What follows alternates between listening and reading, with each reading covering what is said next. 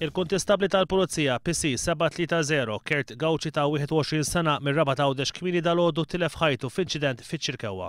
Huwa kienet jistenna sabiex jaqbad il-vapur li Għawdex. Meta natalu s-sinjal biex isuq biżball huwa dar għal fuq mol ħażin bil-konsegwenza li spiċċa fil-baħar bil-karozza b'kollox.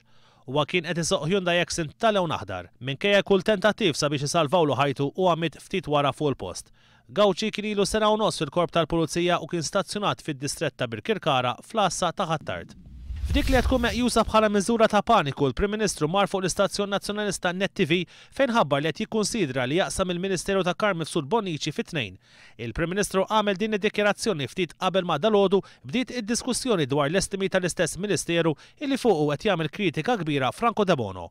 Franco De Bono jaqbel mal-pożizzjoni tal-Partit Laburista li l-Ġustizzja u l-Intern m'għandhomx ikunu fidejn persuna waħda. Fil-fatt il-mexxej Laburista Joseph Muscat sa mill-ewwel Shadow Cabinet qasam dawn il-funzjonijiet. Mhux magħruf jekk hekk kif inqasam il-Ministeru ta' Mifsud Bonnici Lorenz Gonzi u se jagħti kariga lil Beppe Fenekadami jew lil Franco De Bono.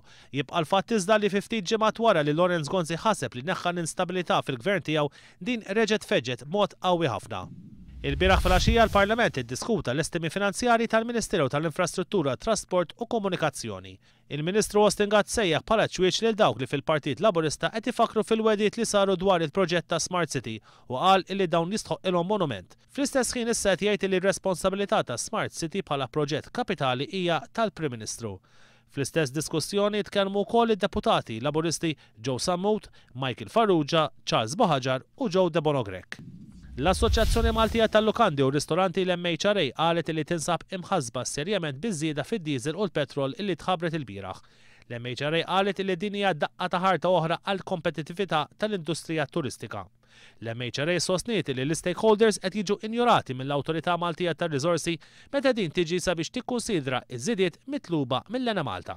Aktar tard illum wara nofsinhar mistenni l-verdett tal-ġuri li fih ħaddej Mario Vella ta' 26 sena minn Santa Venera akkużat bil-kompliċità fl-attentat taqtil tan-numru ta' pulizija.